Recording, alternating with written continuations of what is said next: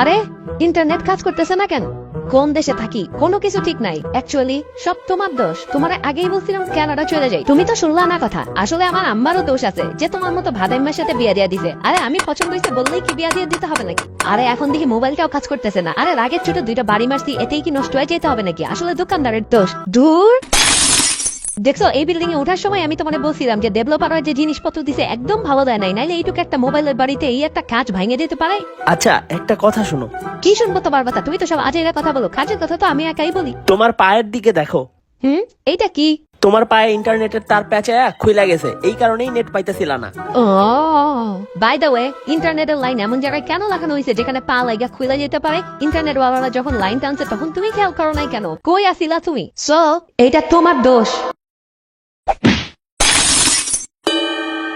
Hello everyone, সবাই কেমন আছেন? তো বুঝতেই পারছেন আজকের টপিক হচ্ছে অন্যের উপরে দোষ দেওয়া নিয়ে। আমাদের লাইফে যখনই উল্টাপাল্টা কোনো একটা কিছু ঘটে তখন ফার্স্ট আমরা যে কাজটা করি তা হচ্ছে মাথা ঠান্ডা করি, কি কয় সলিউশন খুঁজি। আরে দূর, এসব কেউ করে নাকি? এদিকে অন্যের ঘাড়ে দোষ দেই। আমরা বাঙালিরা না ছোটবেলা থেকে অনেক জেনারেস, তবে এই জেনারেসিটিটা সবচেয়ে বেশি দেখা যায় অন্যকে দোষ দেওয়ার বেলা। মনে করেন কোথাও এক জায়গায় দেখলাম যে দুজনের হ্যাভি ঝগড়া চলতেছে, তো চোখ বন্ধ করে একজনের দিকে আঙ্গুল তুলে বলে দিলাম এরই দোষ, এরই। পরে যে একটা গিল্ট ফিল হয় না তা না, এজন্য কিছুক্ষণ পরে আবার বলে দেই যে না অন্যজনেরও দোষ আছে। এক হাতে কি তালি বাজে না? সো যতক্ষণ পর্যন্ত নিজের ঘাড়ে না পড়ে তো সমস্যা কি? দোষ দিয়ে যান, বি জেনারেস। হ্যাঁ, তবে এভাবে বলবেন না যে আমরা কোনো কিছু চিন্তা না করেই দোষ দিয়ে দিই। অনেক কিছু চিন্তা করি আমরা, অনেক কিছু। অনেক সময় আমরা ফেমিনিজম চিন্তা করি আর তখন বলি সব দোষ ওই ব্যাটার। এই পুরুষাহিত সমাজে মেয়েরা সবসময় অবহেলিত। আবার মাঝে মধ্যে আমরা কম্পিটিটিভ ব্যাপারটা চিন্তা করেও দোষ দিই। আরে মেয়েটারই দোষ, সব মেয়ে কি আর আমার মতো ভালো নাকি? হা হা হা। আবার ছেলেরাও কম যায় না। I got you bro. এই মায়ারই দোষ, বুঝছেন? এই মায়াগো চিনা আছে, অবুঝ পোলাগো জীবন নিয়ে ছেলে খেলা করে। আপনাদের কি মনে হয় না কাউরে দোষ দেওয়ার আগে আসল টপিকটা জানা দরকার? হ্যাঁ, এই ছোট বাবুকে বড়দের মাঝখানে আননেসেসারি কথাবার্তা বলতেছে। এই বাবু যাও ওদিকে গিয়ে খেলাধুলা করো, গিয়ে যাও। দেখুন তো, মানুষকে খালি দোষ দিলেই হবে? গুণও তো বলতে হবে, তাই না? তবে গুণ বলার সময় সবসময় চেষ্টা করবেন যে ক্রেডিটটা নিজের দিকে আনতে। কিরে, তোদের ক্লাসের শুভ নাকি অনেক ভালো রেজাল্ট করছে?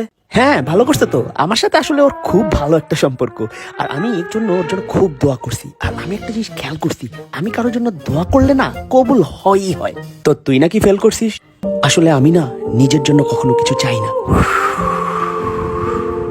আবার কিছু সম্পর্কই আছে একে অপরকে দোষ দেয়, আর কিছুটা পরম্পরার মতো যুগ যুগ ধরে চলে আসছে। যেমন মনে করেন শাশুড়ি সারাদিন বউকে দোষ দিচ্ছে, বউ সারাদিন শাশুড়িকে দোষ দিচ্ছে। শাশুড়িরাও আজকাল পিছিয়ে নেই, তার আবার মেয়ের জামাইকেও দোষ দিচ্ছে। এক মহিলাকে দেখলাম তার মেয়ের জামাইকে বলতেছে, আমার মেয়েটাকে 23 বছর বয়সে বিয়ে দিয়ে এই সংসারে পাঠাইছি, এখন ওরা দেখলে মনে হয় ওর বয়স 7 বছর বেড়ে গেছে। কিন্তু আম্মা আমাদের তো বিয়ে হয়েছে 10 বছরের উপরে, তো 7 বছর বাড়লে তো কমই। চুপ থাকো বেয়াদব, মুখে মুখে কথা বলো। মানে যাচ্ছে তাই অবস্থা। তার ভাব দেখলে মনে হয় যে বিয়ের সময় সে তার মেয়েকে ফাউন্টেন অফ ইউথ থেকে 2 ঢোক পানি খাওয়ায় পাঠাইছিল, যে সে সারা জীবনই 23 বছরের থাকবে।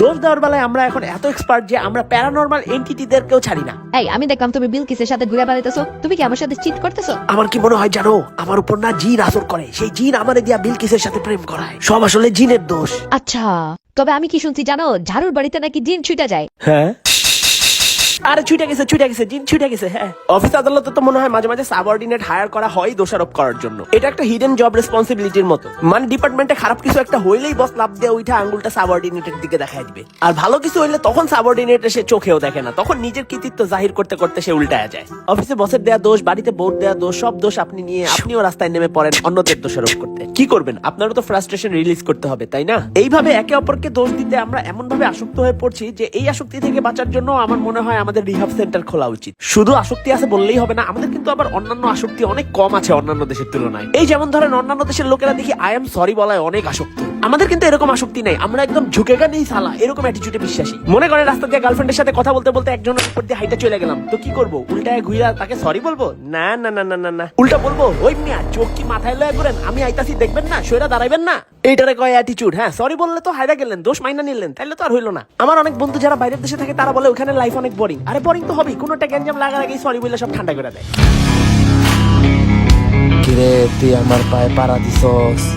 লাইগা গেছে মনে হয়, এত খেয়াল করার টাইম আসিল না। এখন কি করবি? যা সব সময় করি। I am sorry. আহা দুত্তরিকা, আমি আগে সরি কইতে চাইছিলাম, জাগা আমি পরে কই আই এম সরি। একবার চিন্তা করে দেখেন তো, যে মানুষগুলো জড়ো হইলো যে কিছু একটা অ্যাকশন ধামাকা দেখতে, তাদের ডিসঅ্যাপয়েন্টমেন্টের লেভেলটা। তো আজকে এই পর্যন্ত। এই ভিডিওতে ভিউ ভালো আসলে সবকিছু তো আমার, আমি অনেক কষ্ট করছি। আর যদি ভিউ ভালো না আসে তাহলে সব দোষ অ্যালগরিদমের। দেখা হবে নেক্সট ভিডিওতে। Don't need the different flavors of your problems just to savor. I've got my own issues, I need a comb to get through. Don't need to groan with you, just go get your own tissue.